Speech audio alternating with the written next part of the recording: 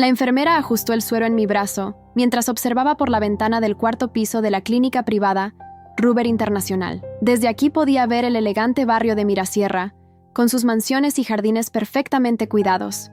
Abajo, en el estacionamiento, reconocí el Mercedes negro de mi marido Alejandro aparcando. Mi corazón se aceleró cuando vi a mi hermana Carmen bajando del lado del copiloto, su vestido rojo de Carolina Herrera contrastando con el sobrio ambiente del hospital. «Su presión ha subido un poco, señora», comentó la enfermera preocupada, mirando el monitor. Por supuesto que había subido. Era la tercera vez esta semana que venían a visitarme juntos, siempre con esas expresiones de falsa preocupación. Forcé una débil sonrisa. «Es normal, no se preocupe», respondí, sin apartar los ojos de la ventana. Observé cuando Alejandro puso su mano en la espalda de Carmen, guiándola hacia dentro del edificio. Un gesto que solía hacer conmigo, desde nuestro primer encuentro hace 12 años, cuando nos conocimos en una gala benéfica en el Teatro Real. Recuerdo perfectamente aquella noche. Yo llevaba un vestido azul marino de Adolfo Domínguez, discreto y elegante. Alejandro se acercó durante el cóctel, sus ojos marrones brillando con interés genuino mientras conversábamos sobre arte y literatura. A diferencia de otros hombres presentes, él realmente prestaba atención a lo que yo decía. No solo fingía interés mientras bebía su copa de Rioja. Hacía 2 meses que estaba internada en esta clínica de lujo en Madrid, recuperándome de lo que los médicos llamaban episodio depresivo agudo con síntomas psicóticos. Pero yo sabía la verdad, no estaba loca. Estaba siendo deliberadamente envenenada dentro de mi propia casa, en el lugar donde debería sentirme más segura. «Isabel, cariño, ¿cómo te encuentras hoy?». La voz melosa de Carmen resonó por la habitación antes incluso de que apareciera en la puerta. Entró como siempre lo hacía, como si fuera la protagonista de una película de Almodóvar. Pelo perfectamente arreglado en la peluquería de Jorge Juan, maquillaje impecable, tacones de Manolo Blahnik resonando en el suelo. Alejandro la seguía de cerca, demasiado cerca. «Mejor», respondí secamente, observando cómo él inconscientemente arregló un mechón del pelo de ella antes de sentarse en el sillón junto a mi cama. Esos pequeños gestos de intimidad que antes pasaban desapercibidos ahora me gritaban. Todo empezó cuando Carmen regresó de Estados Unidos después de su traumático divorcio.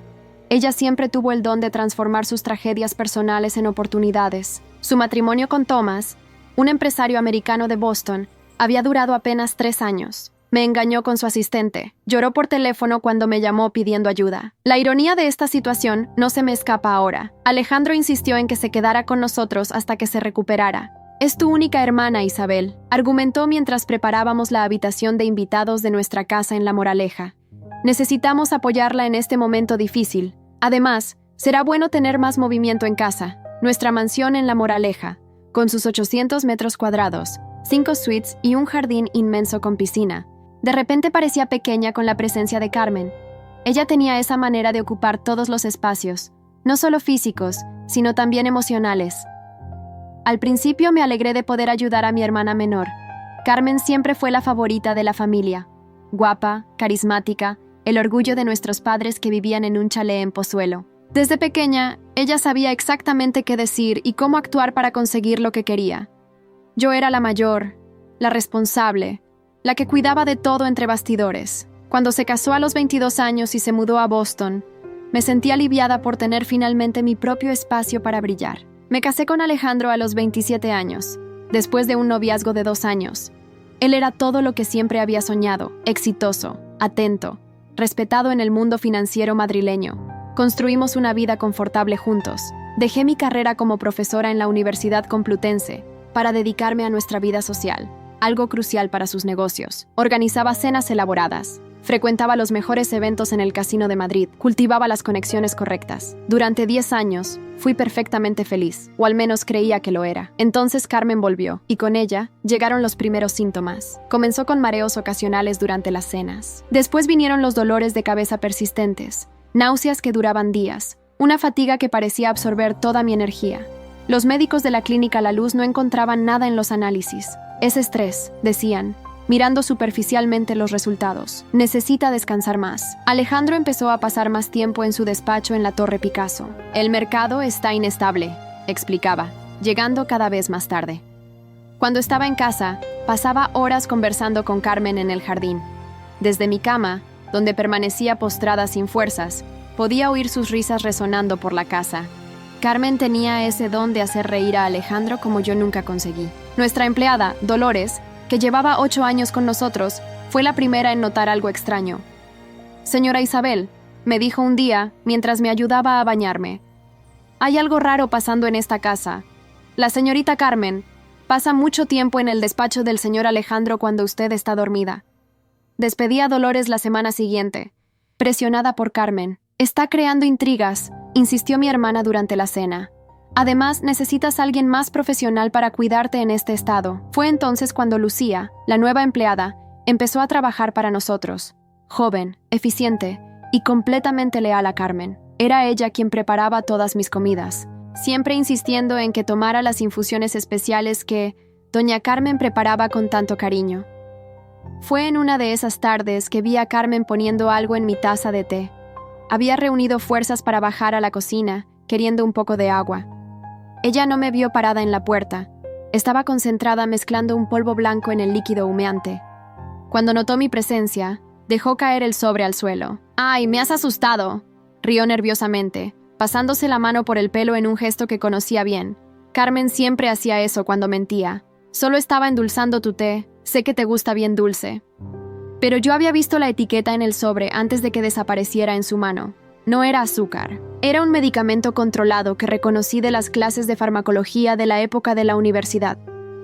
Un ansiolítico potente que, en dosis altas, podría causar exactamente los síntomas que venía presentando. Aquella noche, esperé a que Alejandro volviera del trabajo. Llegó tarde, como siempre, oliendo al perfume Loewe que le regalé a Carmen en Navidad. Lo confronté en la biblioteca, nuestro lugar especial donde solíamos pasar horas conversando al principio del matrimonio. «Alejandro, necesito que me escuches», comencé, luchando contra el mareo que ya se había vuelto constante. «Hay algo mal ocurriendo. Carmen está poniendo medicamentos en mi té. La vi hoy. Eran ansiolíticos. Es por eso que me he estado sintiendo tan mal. Su reacción me devastó. Vi algo pasar por sus ojos. No sorpresa, no preocupación, sino irritación. «Te estás volviendo paranoica, Isabel», dijo, mirándome con una mezcla de pena e impaciencia que nunca había visto antes. «Carmen solo quiere ayudar. Se ha desvivido por cuidarte. ¿Y así es como le agradeces? ¿Con acusaciones absurdas?» «Pero la vi, Alejandro. El sobre, la medicina. Mira tu estado», me interrumpió, gesticulando hacia mis manos temblorosas. «Apenas puedes mantenerte en pie. Necesitas ayuda profesional. Isabel, Carmen y yo ya hemos hablado sobre esto». Aquellas palabras, «Carmen y yo ya hemos hablado», cayeron como un peso sobre mí. ¿Cuándo mi hermana se había convertido en parte de las decisiones de mi matrimonio? A la mañana siguiente, me trajeron a esta clínica. «Es por tu bien», dijeron mientras el equipo médico me instalaba en la habitación. «Necesitas tratarte, cuidarte. Ahora vienen a visitarme regularmente, siempre juntos, siempre preocupados por mantener las apariencias. Pero veo las miradas que intercambian cuando creen que no estoy prestando atención, los toques accidentales, la intimidad creciente que va mucho más allá de la relación cuñado-cuñada. Lo que ellos no saben es que no soy tan frágil como piensan. Durante estos 2 meses he observado, documentado, planeado. La enfermera Rocío es mi única aliada aquí dentro. Ella también notó cosas extrañas en sus visitas. «Le traigo sus medicinas de la tarde, señora», anunció Rocío, entrando en la habitación. Pero su mirada decía otra cosa. Dentro del vasito de plástico, junto con las pastillas, había un pequeño pendrive. «Conseguí lo que me pidió», susurró mientras me ayudaba a tomar agua. Las cámaras de seguridad lo captaron todo. Las grabaciones estaban todas allí, cada momento sospechoso entre mi marido y mi hermana. Cada conversación susurrada en los pasillos. Cada toque inapropiado cuando creían que nadie los estaba mirando. Pruebas concretas de lo que siempre supe. Tragué las medicinas y guardé el pendrive bajo la almohada, sintiendo su peso como una promesa de justicia. Pronto subirían para otra de sus visitas teatrales. Pero esta vez sería diferente. Alejandro y Carmen creían que me habían roto, que me habían reducido a una sombra de lo que era, que podrían continuar su pequeña farsa mientras yo languidecía en esta habitación de hospital, drogada y confusa. Pero habían cometido un error crucial. Subestimaron a la hermana mayor, la esposa dedicada, la mujer que siempre permaneció en las sombras. Esta vez, estaba lista para mostrarles exactamente de qué era capaz Isabel Martínez de la Riva. Rocío entró en mi habitación temprano esa mañana, con una expresión que mezclaba preocupación y determinación. «Señora Isabel, he descubierto algo que debe ver». susurró mientras comprobaba mi presión arterial. El doctor Montenegro, el que firmó su internamiento, tiene una conexión con su marido. Mi mente empezó a trabajar rápidamente. El doctor Javier Montenegro, ese hombre con aires de superioridad que había aceptado internarme sin hacer demasiadas preguntas. Siempre me pareció extraño lo rápido que accedió a la petición de Alejandro. ¿Qué tipo de conexión?, pregunté, manteniendo la voz baja aunque estábamos solas. Son socios en un proyecto inmobiliario en la finca. Mi hermano trabaja en el registro mercantil y me lo confirmó. El doctor Montenegro tiene una participación del 15% en una empresa que compró terrenos junto con su marido. Cada pieza del rompecabezas empezaba a encajar. No era solo Carmen y Alejandro. Había toda una red de personas involucradas en mantenerme aislada y medicada. Hay más, continuó Rocío, ajustando las cortinas para que pareciera que estaba realizando sus tareas habituales. La medicación que le están administrando no es exactamente lo que indica su historial médico. Mi corazón se aceleró. ¿Qué quieres decir?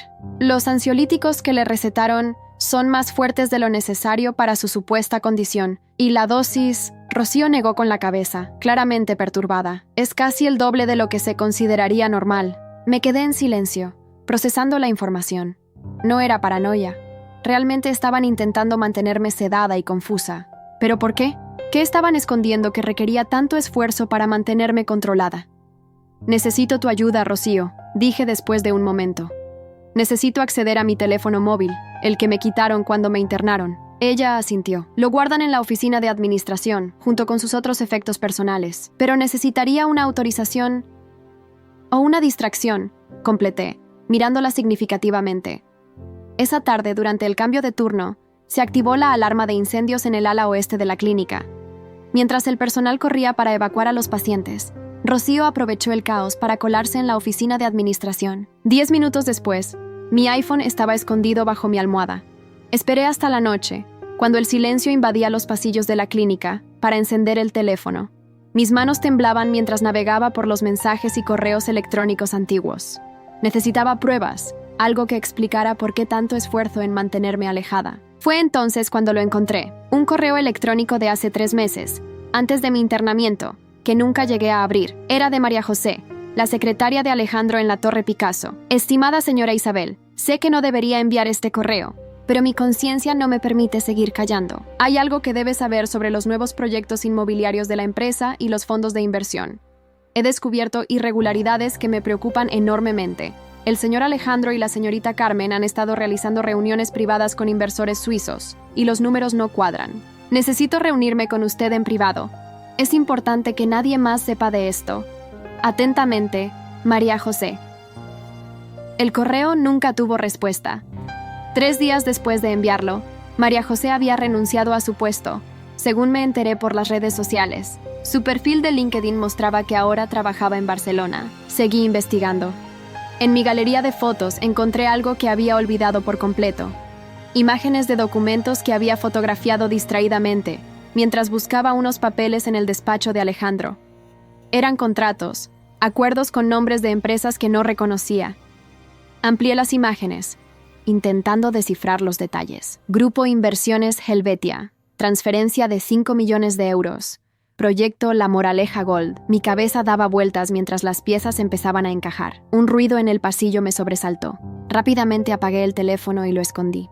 La puerta se abrió y entró Carmen, fuera del horario de visitas. ¿Todavía despierta, hermanita?, preguntó con esa voz melosa que había llegado a detestar. Llevaba un vestido negro de Balmain que probablemente costaba más que el salario anual de Rocío. No podía dormir, respondí, observando cómo se movía por la habitación, tocando cosas al azar como si fuera la dueña del espacio. Alejandro está muy preocupado por ti, dijo, sentándose en el borde de mi cama. Todos lo estamos. Los médicos dicen que no estás progresando como deberías. ¿Por eso has venido a estas horas? ¿Para comprobar mi progreso? Una sonrisa casi imperceptible cruzó su rostro, siempre tan perspicaz. Isabel, incluso en tu estado, es admirable. Se inclinó hacia mí, su perfume Carolina Herrera invadiendo mi espacio. Los médicos están considerando un tratamiento más intensivo, por tu propio bien, por supuesto. La amenaza en sus palabras era clara como el cristal. Querían aumentar mi medicación, mantenerme más sedada, más controlada. Pero ahora sabía por qué. ¿Cómo va el proyecto La Moraleja Gold?, pregunté casualmente, observando su reacción. El efecto fue instantáneo. Carmen se puso rígida, su máscara de preocupación fraternal resbalando por un momento. «No sé de qué hablas», respondió, recuperando la compostura rápidamente. «Creo que la medicación te está confundiendo». «Tal vez», concedí, recostándome en las almohadas con una sonrisa débil. «Debe ser eso». Carmen se levantó, alisando su vestido con manos que temblaban ligeramente. «Descansa, hermana. Mañana vendremos Alejandro y yo a visitarte». Después de que se fue, saqué el teléfono nuevamente. Con dedos temblorosos, marqué un número que había memorizado años atrás, cuando trabajaba en la universidad. Era hora de hacer algunas llamadas. «Antonio, soy Isabel Martínez de la Riva. Sí, ha pasado mucho tiempo. Necesito tu ayuda. ¿Sigues trabajando en la Fiscalía Anticorrupción?» La voz al otro lado de la línea se mantuvo en silencio por un momento. «Dios mío, Isabel. Justo estábamos investigando unas transferencias sospechosas relacionadas con proyectos inmobiliarios. ¿Esto tiene que ver con tu marido? Te enviaré algo que deberías ver», respondí, mirando hacia la puerta para asegurarme de que seguía sola. «Pero antes, necesito que me ayudes a salir de aquí. Estoy internada en la clínica Ruber Internacional, contra mi voluntad».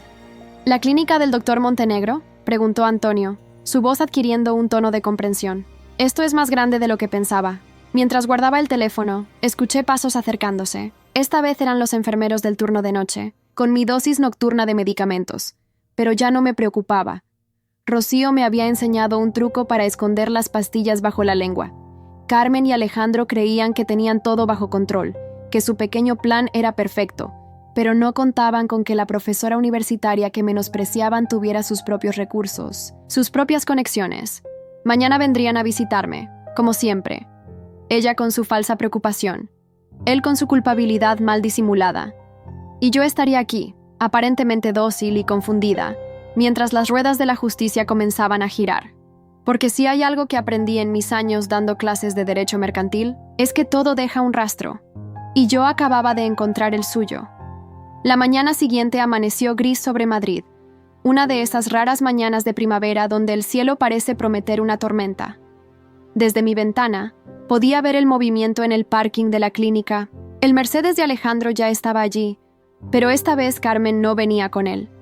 Rocío entró apresuradamente en mi habitación, su rostro más pálido que de costumbre. «Señora Isabel, hay movimiento extraño en la clínica. El doctor Montenegro lleva media hora encerrado con su marido en su despacho, y no tiene aspecto de ser una reunión amistosa». Me incorporé en la cama, sintiendo la adrenalina correr por mis venas. «¿Has podido escuchar algo?» «Solo fragmentos», respondió, ajustando mi suero con manos temblorosas. Pero su marido estaba gritando algo sobre controlar la situación y silenciar esto inmediatamente. Una sonrisa involuntaria se dibujó en mi rostro. Antonio había cumplido su palabra. La investigación preliminar había comenzado. El pánico de Alejandro solo confirmaba lo que ya sabía. Había mucho más en juego que una simple aventura con mi hermana. «Rocío», dije en voz baja, «necesito que hagas algo más por mí. En el cajón de mi mesita hay un sobre». Pero antes de que pudiera terminar, la puerta se abrió de golpe. Alejandro entró como un vendaval, seguido por el doctor Montenegro. Mi marido había perdido su habitual compostura elegante. Su corbata de loewe estaba torcida, y su rostro enrojecido delataba su estado de agitación. «Déjenos solos», ordenó a Rocío, que me dirigió una última mirada preocupada antes de salir. «¿Qué has hecho, Isabel?», preguntó Alejandro, acercándose a mi cama con una mezcla de furia y miedo en sus ojos.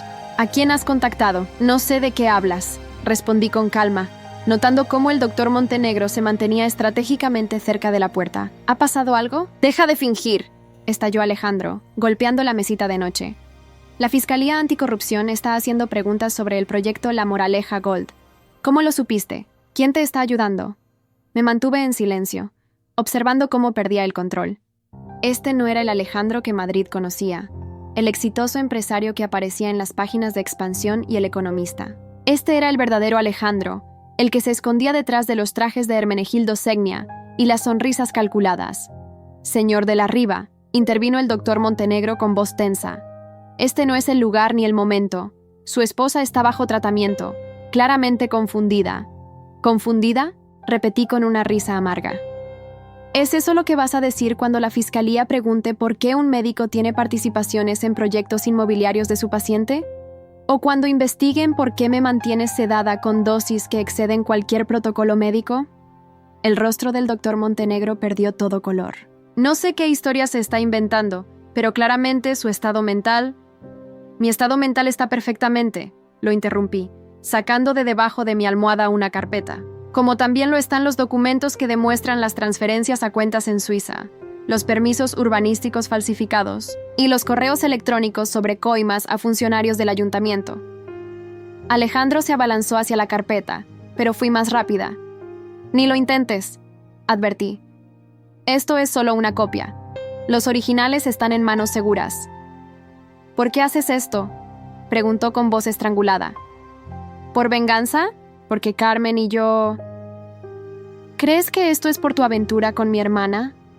Lo corté, sintiendo años de rabia contenida bullir en mi interior. Esto es por intentar destruirme, por envenenarme lentamente en mi propia casa, por encerrarme aquí mientras desviabas millones de euros de inversores inocentes.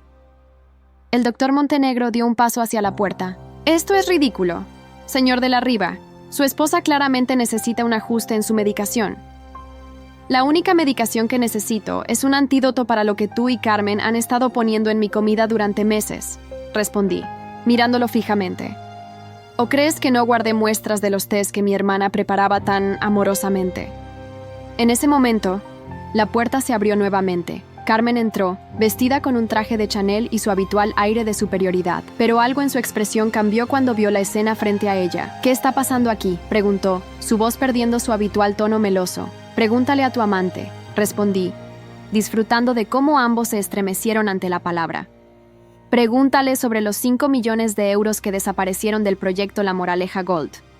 O mejor aún, pregúntale sobre la verdadera razón por la que María José renunció. Carmen palideció. ¿No sabes de qué hablas? ¿No?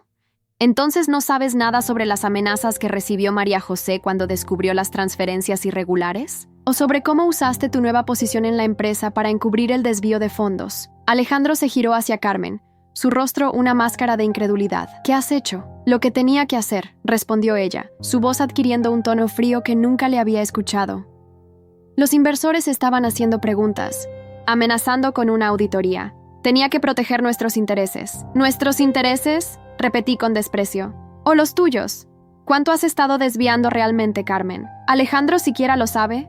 El caos que siguió fue interrumpido por el sonido de pasos en el pasillo. Muchos pasos. La puerta se abrió una vez más. Pero esta vez no era una enfermera quien entró. Fiscalía Anticorrupción, anunció Antonio, mostrando su identificación, mientras varios agentes entraban en la habitación. Señor de la Riva, doctor Montenegro, señorita Martínez de la Riva, tenemos algunas preguntas que hacerles. Los vi palidecer, uno a uno, mientras la realidad de su situación se hundía en ellos. El doctor Montenegro intentó balbucear algo sobre la confidencialidad médico-paciente. Carmen buscó su teléfono, probablemente para llamar a algún contacto que pudiera sacarlos de esta situación. Alejandro simplemente se quedó allí, mirándome como si me viera por primera vez. Isabel, comenzó, pero levanté una mano para detenerlo. Guárdalo para el juez, dije, mientras Rocío entraba con una silla de ruedas.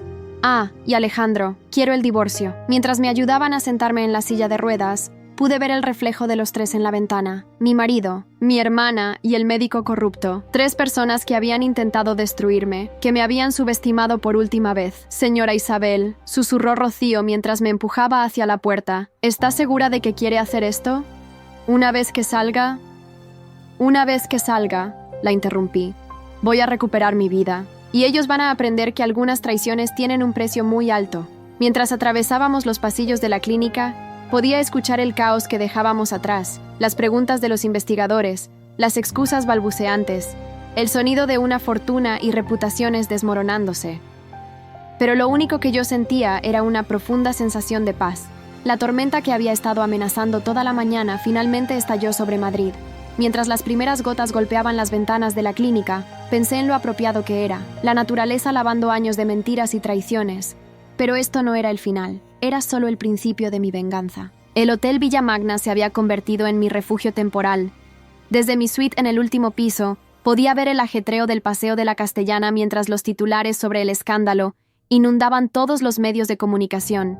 Empresario inmobiliario acusado de fraude millonario. Escándalo en La Moraleja. La traición familiar detrás del fraude del año. Antonio me visitó esa tarde. trayendo consigo una carpeta gruesa con el logo de la fiscalía. «Las cosas se están moviendo rápido, Isabel», dijo mientras se sentaba en uno de los elegantes sillones de la suite. «Las transferencias que descubriste son solo la punta del iceberg». «¿Qué han encontrado?», pregunté, sirviéndole una copa de Ribera del Duero. Carmen era más lista de lo que pensábamos. No solo desviaba fondos del proyecto La Moraleja Gold, había toda una red de empresas fantasma en Andorra y Liechtenstein. Tu hermana llevaba años preparando esto. Me recosté en mi asiento, procesando la información. ¿Y Alejandro? Coopera con la investigación, respondió Antonio, tomando un sorbo de vino. Parece que tu hermana lo tenía bastante manipulado. Hemos encontrado evidencia de que ella orquestó todo, incluso tu internamiento. El doctor Montenegro confesó que ella lo convenció de participar en el esquema. Una risa amarga escapó de mis labios. Siempre fue así. Carmen tiene ese don. Hace que la gente haga lo que ella quiere. Les hace creer que fue su propia idea. El sonido de mi teléfono interrumpió la conversación. Era un mensaje de Rocío. «Señora Isabel, tiene que ver esto». Le envío un video. El clip mostraba a Carmen saliendo de los juzgados de Plaza Castilla, acosada por periodistas. Su habitual elegancia había desaparecido. Llevaba un conjunto simple de Zara, muy lejos de sus usuales marcas de lujo. Pero lo que más me impactó fue su expresión, una mezcla de furia y miedo que nunca había visto en su rostro perfecto. «Tu hermana enfrenta cargos serios», comentó Antonio. «Fraude, malversación, intento de envenenamiento. Y ahora que Alejandro está colaborando, su situación es aún más complicada». Me levanté y caminé hacia la ventana. Abajo, la vida en Madrid continuaba su curso normal. Ejecutivos apurados corriendo hacia el metro, turistas paseando sin prisa, parejas disfrutando del sol primaveral en las terrazas. ¿Sabes qué es lo más irónico?, dije sin voltear. Todo esto empezó porque ella quería vengarse. ¿Vengarse? ¿De ti? De la vida, supongo. Su matrimonio en Boston fue un fracaso. Su marido la engañó con su asistente. La dejó sin nada. Volvió a España humillada, sin dinero. Y entonces vio mi vida. La mansión en La Moraleja, el marido exitoso, la posición social. Así que decidió robártelo todo, completó Antonio. No solo robarlo, destruirlo. Quería demostrar que ella podía tener todo lo que yo tenía, y más. El problema es que no contaba con que yo pudiera defenderme. Mi teléfono volvió a sonar. Esta vez era una llamada de un número desconocido. Dudé antes de contestar. «¿Isabel?» La voz de mi madre sonaba rota, desesperada. «¿Qué está pasando? Están diciendo cosas horribles sobre Carmen en las noticias». Cerré los ojos, sintiendo el peso de años de favoritismo familiar. «Mamá, todo lo que dicen es verdad. Carmen intentó destruirme, me envenenó, me encerró en una clínica, robó millones. Pero es tu hermana. Debe haber algún error. Ella nunca... ¿Nunca qué, mamá? ¿Nunca haría algo así? ¿Como cuando me culpó de romper tu collar de perlas cuando éramos niñas? ¿O cuando convenció a papá de que yo estaba celosa de su boda y por eso no debían escuchar mis advertencias sobre su exmarido?»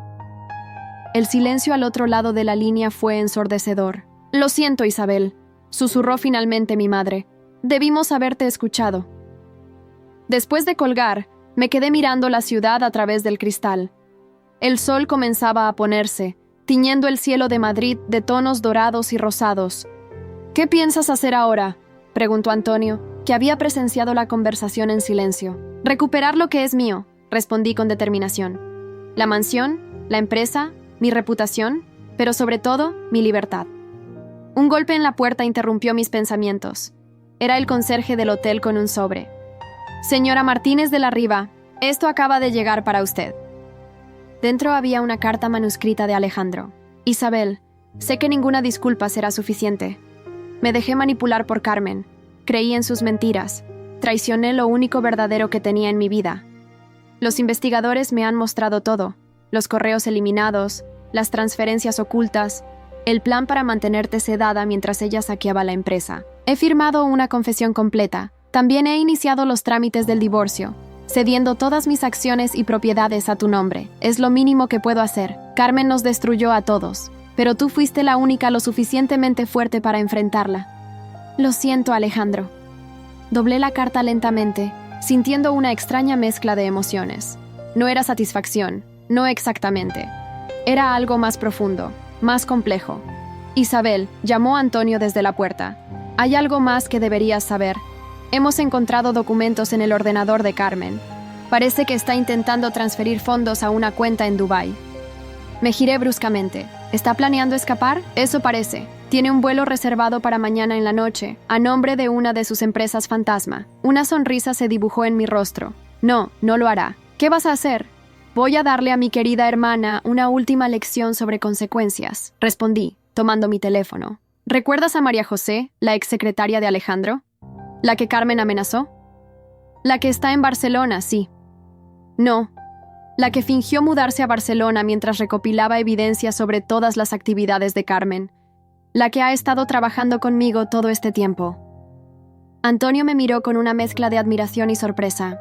Has estado jugando al ajedrez mientras todos jugaban a las damas. No, corregí, marcando un número en mi teléfono. Solo aprendí de la mejor. Carmen me enseñó que la venganza es un plato que se sirve frío y con estilo. Mientras el sol terminaba de ponerse sobre Madrid, podía sentir que la verdadera tormenta apenas comenzaba. Carmen quería guerra, y yo estaba a punto de darle la batalla final. El restaurante Salacaín estaba casi vacío cuando llegué. Eran las 3 de la tarde, esa hora muerta entre el almuerzo y la cena cuando la alta sociedad madrileña descansa. El maître me reconoció inmediatamente. Después de todo, los periódicos no hablaban de otra cosa que del escándalo de las hermanas Martínez de la Riva. Su hermana la espera en el reservado del fondo, señora, me informó con discreción profesional, como si no supiera que estaba guiándome a una de las confrontaciones más esperadas en los círculos sociales de Madrid.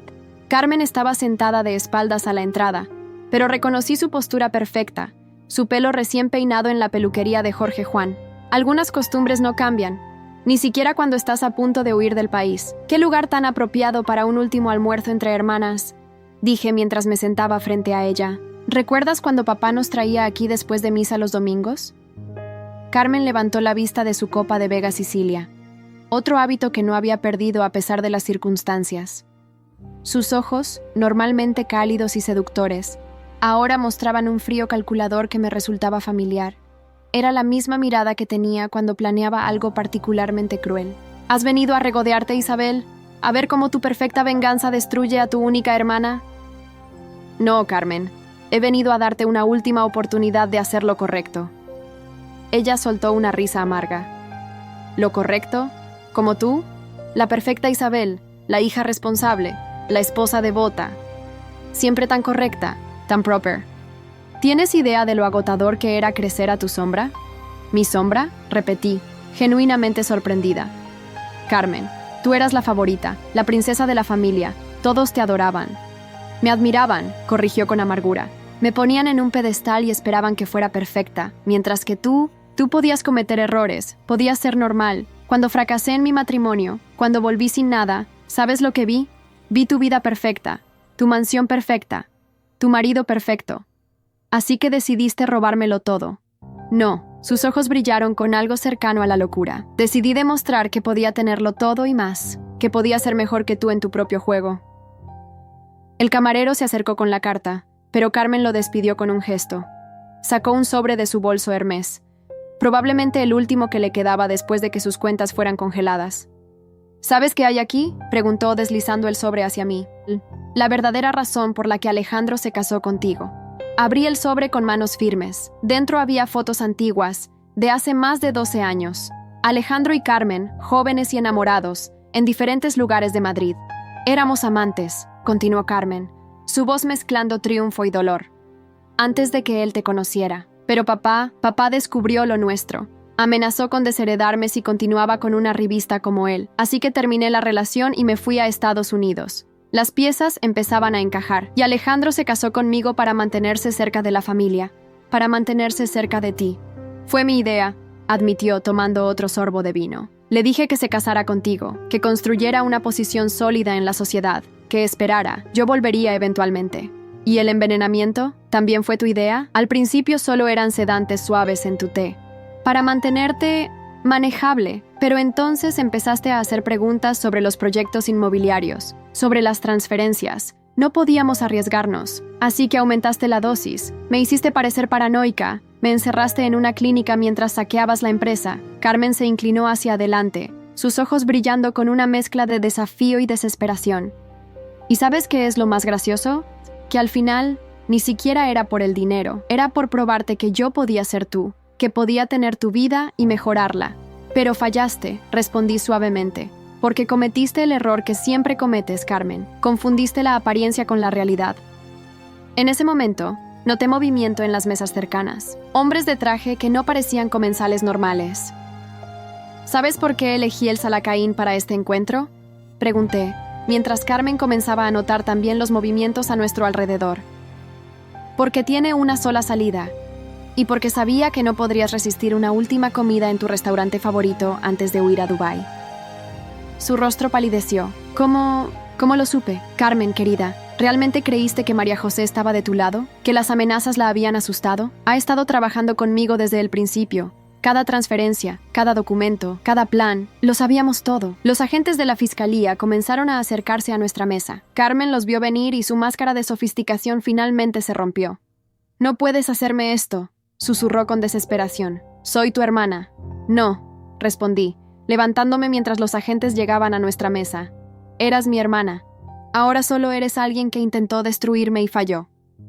«Carmen Martínez de la Riva», anunció uno de los agentes, «está detenida por los delitos de fraude, malversación de fondos, intento de homicidio». Mientras los agentes la escoltaban fuera del restaurante, pude ver a los pocos comensales presentes grabando discretamente con sus móviles. Mañana esto estaría en todas las revistas del corazón, en todos los programas de televisión. El maître se acercó con expresión preocupada. «Señora Isabel, ¿desea que le traiga algo?» «Sí», respondí, sentándome nuevamente. «Una botella de Vega Sicilia, por favor. Y la carta». Después de todo, algunas tradiciones familiares merecían mantenerse, aunque ahora, por primera vez en mi vida, cenaría sola en el Salacaín, y por primera vez me sentía perfectamente bien con eso. Mientras degustaba mi cena, mi teléfono sonó con un mensaje de Antonio. «Todo listo. Las cuentas en Dubái han sido bloqueadas. Se acabó». Miré alrededor del elegante restaurante, pensando en todas las comidas familiares que habíamos tenido aquí. Los domingos después de misa, las celebraciones, los momentos que ahora parecían pertenecer a otra vida. Carmen había querido mi vida, mi marido, mi posición social, pero al final, lo único que había conseguido era perder la suya propia. El camarero trajo el postre, una tarta de chocolate que Carmen y yo solíamos compartir de niñas. Esta vez, la disfruté sola, saboreando cada bocado mientras el sol de Madrid comenzaba a ponerse, pintando el cielo del mismo color que el vino en mi copa. Afuera, podía escuchar el bullicio de los periodistas congregándose. Pronto tendría que enfrentar sus preguntas, sus cámaras, su insaciable curiosidad por el drama familiar que había conmocionado a la alta sociedad madrileña. Pero por ahora, en este momento, solo era una mujer disfrutando de una excelente cena en su restaurante favorito. Una mujer que finalmente había aprendido que la verdadera fortaleza no está en mantener las apariencias, sino en atreverse a romperlas cuando es necesario.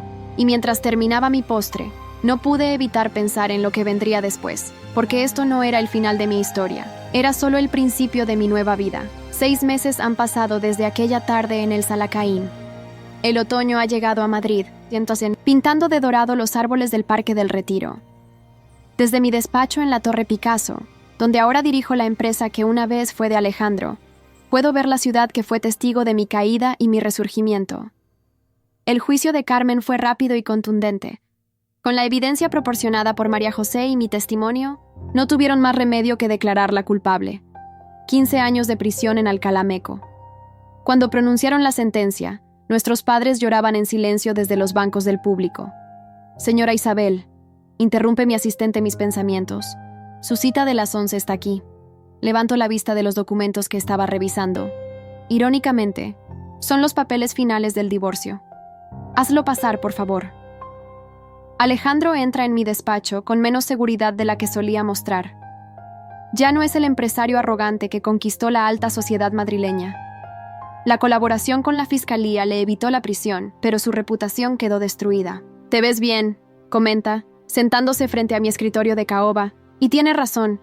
El tiempo en la clínica, las ojeras, la palidez, todo eso es parte del pasado. He recuperado no solo mi salud, sino también mi esencia. «Los papeles están listos», respondo, señalando los documentos. «Solo falta tu firma». Mientras firma, noto que sus manos tiemblan ligeramente. «¿Has sabido algo de Carmen?», pregunta sin levantar la vista. «Intentó contactarme la semana pasada. Quiere que testifique en su apelación». «¿Lo harás?». «No», respondo simplemente. «Ya no soy la hermana mayor que siempre tiene que arreglar sus problemas».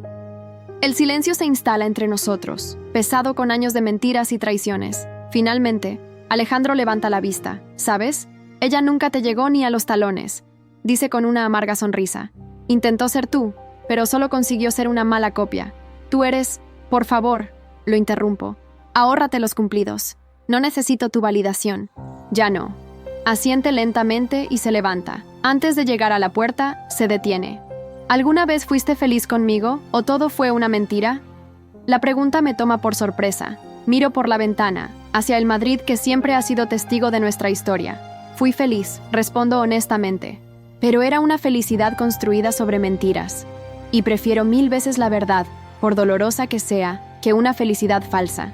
Después de que se va, Rocío, quien dejó la clínica para trabajar como mi asistente personal, entra con una taza de té. Ya no necesito que nadie lo pruebe antes. Han llegado las últimas encuestas de los inversores, me informa. La confianza en la empresa ha sido completamente restaurada bajo su liderazgo. Sonrío, pensando en lo mucho que ha cambiado todo. La empresa no solo se recuperó del escándalo, sino que está más fuerte que nunca. Mis años como profesora universitaria, que Carmen y Alejandro tanto menospreciaban, resultaron ser exactamente lo que se necesitaba para revolucionar el negocio. Mi teléfono suena, es un mensaje de Antonio.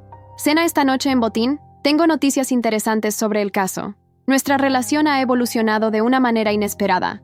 De fiscal investigador a amigo, y últimamente, quizás algo más. Pero esta vez no tengo prisa. He aprendido a valorar mi independencia, a confiar en mi instinto. Al final de la tarde, mientras recojo mis cosas para irme, María José entra en mi despacho. Después de todo lo que pasó, la nombré directora financiera. Nadie mejor que ella para asegurar que la empresa se mantenga limpia y transparente. ¿Has visto esto?, pregunta, mostrándome su tablet. Es un artículo en El País sobre Carmen. Aparentemente, está escribiendo sus memorias en prisión. Siempre supo cómo llamar la atención, comento, sin darle mayor importancia. ¿Qué hay de los nuevos proyectos en La Moraleja? Todo en orden. Los inversores están encantados con el nuevo enfoque en sostenibilidad y responsabilidad social. Asiento, satisfecha. Hemos transformado el proyecto que casi destruyó a la empresa en un modelo de desarrollo ético y sostenible. La mejor venganza no es destruir, sino construir algo mejor sobre las ruinas. De camino al restaurante Botín, el más antiguo del mundo según el Guinness, paso por el barrio de Salamanca. Las tiendas de lujo, las terrazas elegantes, los coches caros, todo sigue igual. Pero yo he cambiado. Ya no soy la esposa trofeo que organizaba cenas perfectas. No soy la hermana mayor que siempre tenía que ser el ejemplo. No soy la mujer que otros intentaron destruir. Soy Isabel Martínez de la Riva. Y esta vez, estoy escribiendo mi propia historia. Antonio me espera en nuestra mesa habitual, con una botella de Ribera del Duero ya abierta. Su sonrisa cálida me recuerda que a veces, las mejores cosas de la vida nacen de los momentos más oscuros. ¿Lista para las noticias?, pregunta mientras me siento. ¿Son buenas o malas?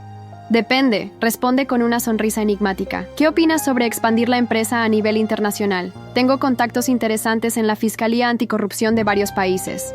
Tomo un sorbo de vino, saboreando el momento. Hace un año, estaba prisionera en una clínica, víctima de las manipulaciones de mi propia familia.